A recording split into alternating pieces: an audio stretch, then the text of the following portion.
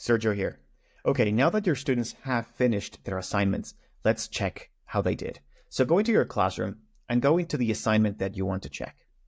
Here you will get a global view of how many submitted and unsubmitted assignments are there in your classroom.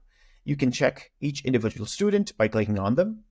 This is how many points were awarded for that question, how many attempts were necessary, which will generate this difficulty meter. That way you can adapt your classes or see in which aspects your students are struggling.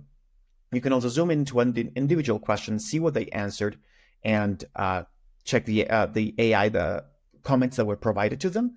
You can change the scores if you prefer, or add your own feedback.